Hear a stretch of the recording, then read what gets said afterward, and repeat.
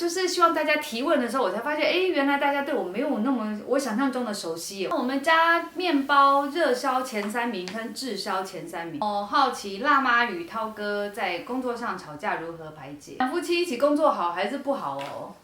就是食谱怎么研发来？其实还蛮常在吵架。你就是这样拍呀，你为什么？是不是就是？大家好，我是辣妈小南雅，然后今天非常开心，就是跟大家说我的 YouTube 频道已经突破10万，其实超久的。我 YouTube 其实好几年前就开始有了，我那时候真的没有想要认真经营。那之后为什么想要认真经营呢？就是一来看到很多 YouTuber， 发现他们业配开始有赚了一些钱，然后再来的话就是以前我就一个人在拍影片，其实我没有办法，就是有办法产出这么多的影片。然后再来第3个呢，就是我看到有些 YouTuber 出唱片呢，你知道吗？出唱片这个是我以前就是为了想要唱歌，我才从金融业离开的。所以我看到开始有一些出唱片，然后我就开始对 YouTuber 又有不一样的幻想。就是大约2019年的时候呢，就是请我老公呢全职的把他原本的工作就是不要做了，然后全职的在帮助我这样子。所以之后呢，我们的那个订阅吧，本来一直死在什么1万，然后之后就渐渐的突破到现在的10万。是从2007年开始，那时候我刚生完小孩没有多久，因为要喂母奶的关系，假日实在是也不太能出去，所以就跟我妈拿了，就是我高中时候就买的面包机，因为我自己太爱吃面包了，我想说反正东西丢一丢，然后之后它就会产生面包，那就试看看，结果没想到做出兴趣了。然后2009年等我第2个小孩出生之后，我才开始写部落格的，因为我发现我必须把这些配方的一些笔记放在部落格上面。那个年代其实2009年部落格应该算还蛮红的吧？对，总之我就很希望我写了部落格之后，我就会大红大紫啊，然后就开始会做一些明星梦这样子。然后一直到了2014年。做面包这件事情，还有对面包机这件事情，已经越来越有一些热忱，还有自己觉得有一些使命这样子。2013年的时候，公司把我换到就是不一样做不一样的商品，然后那个商品呢，我本来觉得说就不太喜欢，但是觉得没关系啦，反正就试看看。就后来没想到越做越讨厌。所以在工作上面，我原本是一个非常热爱工作的人，但是没想到我开始厌恶我的工作。然后在相反另一方面，我在部落格、在粉丝专业，我又多了好多的期待。我觉得我不能没有钱，所以我就试着两边一直兼顾了半年。我发现我的身体也垮了，然后两边也都做不到我自己想要的程度，所以我觉得我必须要选一边。那我就只好先算一算啊，看我自己存款有多少啊。那我觉得好像可以大概全心全意去做个2年的时间，勇敢让自己去尝试。小孩最喜欢吃的就是巧克力啦，还有那个帕玛森火腿啦，然后再来的话就是那个奶油砂糖，大概这3个口味他们自己都非常喜欢。那最滞销的就是像是法棍啊这种比较硬的，然后第2个就是芋头面包，他们2个就是很奇怪，就是非常讨厌芋头。那法棍滞销怎么办？那我就只好把它抹奶油跟沾砂糖，然后把它烤到很像饼干，这个他们就很爱吃。就是碎念啊，说你妈做面包很辛苦啊，那念完之后他们不吃就算了，那下次还是就尽量找他们喜欢吃的啦，省得大家都不开心这样子。当然会啊，因为我自己都会吃腻，馒头、饭团、蛋饼、葱烧饼这几个换来换去，然后之后再换回面包，好像又可以接受。就像我刚刚就是处理法棍的，就是把它切片，涂上奶油，然后再沾砂糖，然后把它烤到干，很像饼干这样子。或者是说，你可以直接把它切成块。沙拉上面不是会有一些面包丁，有没有？你就是把它沾一点橄榄油，沾一点大蒜，然后弄一点 cheese， 拿去把它烤到干。我觉得基本上应该也可以这样处理。如果再没有办法的话，那你真的就是狠下心来把它当厨余，不要因为这件事情过意不去，然后也不要因为这样子，然后阻碍你做面包。然后如果你一直在纠结这件就是会不会浪费这件事情的话，而没有再继续做面包，我觉得这对你的人生来讲反而是一件非常可惜的事情。所以我们要学习放下。那比较新的灵感呢，我们就可能就是会到网络上去看一看啊，或者是买一大堆的烘焙书来看，然后翻一翻，我们觉得这个造型啊，这个口味好像也还不错，那我再用自己的配方去做看看，那做看看会有遇到什么问题，再应该做怎么调整。所以我还必须要考虑到你们，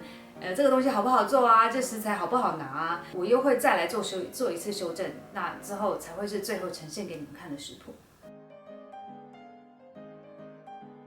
其实这也不算是我的发明啦，就小帮手有拿一本书给我，就是晨烤面包。那他说，哎，这样看起来好像超方便的，你要不要试试看看？就是在整形之后就直接拿去冰箱冷藏，隔天只要烤就好了。而那天我试做的是吐司，我把它整形好之后拿去冰箱，那隔一天早上就起来就烤。结果没想到隔天早上起来，它只长大一点点，可是我小孩都已经要上学了，面包其实这样子发酵是完全不够的，所以我就只好把那个面团整个拿出来，然后把它擀平啊，然后变成是烙饼，然后就直接弄给小孩吃。那我就发现说，哦，原来每一个人家里的冰箱温度可能会不一样，所以它会影响到最后一次发酵的一个状态。隔一天早上起来，其实你是非常的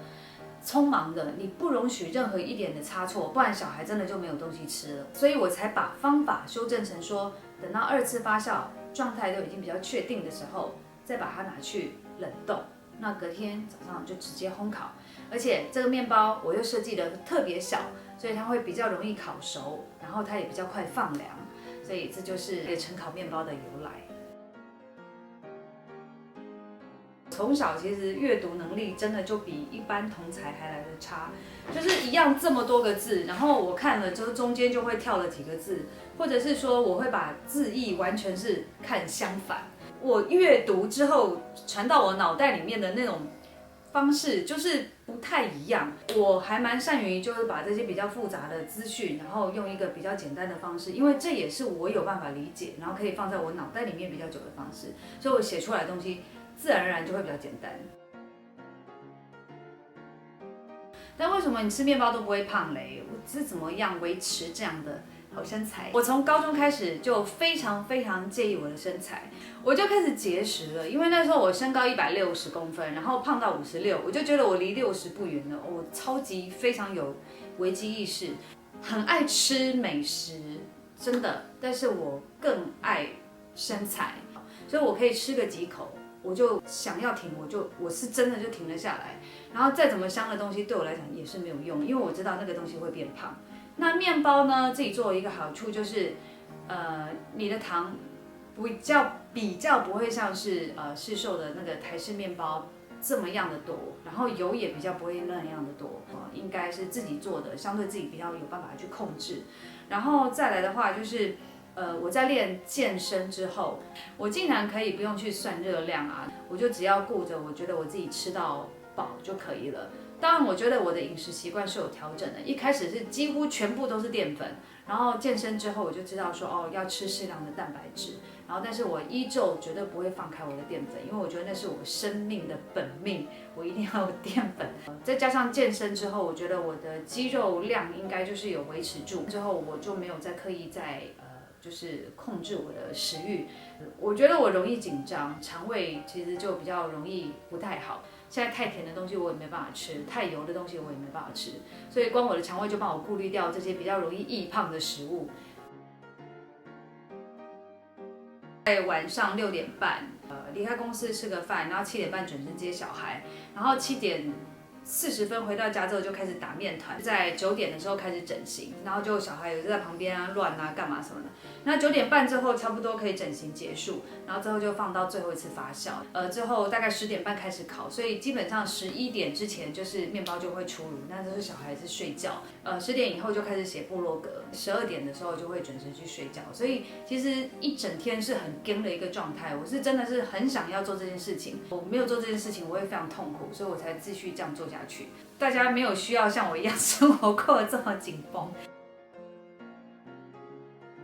其实，在工作上面我还蛮顺遂的，就是一开始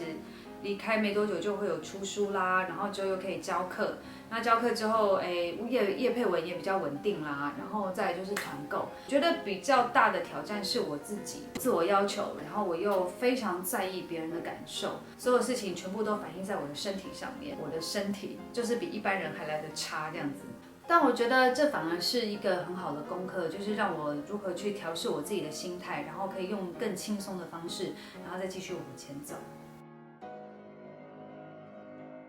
其实我对面包本身就还蛮好奇的，然后再来就是，我就很希望说什么 YouTube 赶快100万啊，然后 Facebook 赶快100万，但是就是很久啊，这样总之也好啦，就反正就是慢慢来。我从小就是很喜欢，就是很多目光焦点在我身上，但是假设都已经这些期待、一些光环什么都没有，我回到我最初想要做面包的时候的状态，我对面包本身真的就是很喜欢。大家对我们夫妻很好奇我跟他从大一下就已经开始共事了。我们那时候就是学长嘛，好了，你不要干扰我。从大一开始，我们就已经开始一起就是做事情。个人觉得我算是一个蛮坦白的人，你觉得是不是？是。我都不喜欢吵架隔夜，因为我会睡不着，然后我为了不想让自己睡不着。我就很怕这个误会一直没有办法解释，然后我明天还要跟他讲什么，我觉得这件事情很烦，我不想放在心上，所以再怎么晚我都一定要打电话给他，我告诉他把事情解释完之后，今天我才有办法睡觉。所以也许这就是我们比较有办法，算是一直沟通嘛，对吗？也是的，因为不能沟通，应该早就分手。早就分手，因为其实我跟他差异个性算还蛮大的。应该说非常大。对啊，我跟他当年完全没有一个人看好我们能够，我们就几个月就分手的那种。这真的吵得很凶，就先分开冷静一下。片啊，拍到一半，其实那个我们是调到静音啊，然后重新配音，还蛮常在吵架。你就是这样拍啊，你为什么？是不是就是脸色会有点难看啊？但是其实大概都知道，就是为了工作，然后而且你当下可能就有情绪，你根本也不知道自己是为什么，所以要一点点时间，你才有办法整理出来，还是要讲出来是为什么，而且还是要坦白讲。对我来讲，就是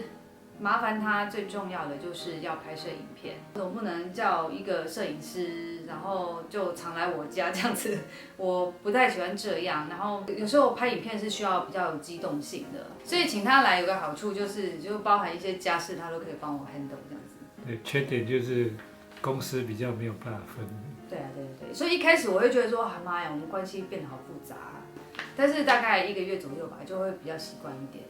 反正就是谈好薪水啦，一切就是这样子。公事公办，照劳基法。对，7天休假的之类的吧。这欢迎大家收看我当初写的落落等，好像非常多集的我与第一任男朋友的爱情故事，好像是这样子吧。法国面包就是法棍，那个超难的，然后我可能只做了不知道几百只，然后才稍微比较满意一点点。有其实我第一个老师真的就是我妈啦，就是说不会就直接打电话问她，然后之后呢，就是靠着自己有兴趣，然后一直去看网络上各自的很多的食谱，然后买了很多的食谱书，然后之后还有真的有去上课学，就是考证照啦，然后再来就是。现在还有在蛮多的烘焙教室里面，我还是有继续的进修。烘焙的工具大概最主要，我觉得比较贵的，然后比较重要的大概就是有4个。第一个就是面包机，最主要拿来打面团跟第一次发酵。然后再的话就是我会用大理石揉面垫来做整形，然后之后再放到水波炉里面做发酵跟烘烤所以然后最后如果要回烤的话，我就会用阿拉丁小烤箱。所以这4种工具是比较重要，然后是我几乎每天都会用得到的工具。然后这是问最多的就是问我东西怎么收纳好，那这个呢一定会就是拍一个影片给大家看，因为这个是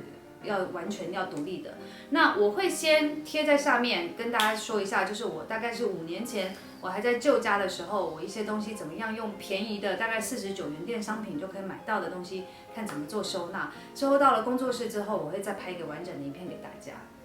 那就非常谢谢大家，就是对我的喜爱啦。虽然10万我觉得有点慢，那我会持续的努力，然后再想想看有没有什么大家会很喜欢看的影片题材，也欢迎跟我们说。在工作室之后会期待有更棒、更不一样的影片。那就谢谢大家，拜拜。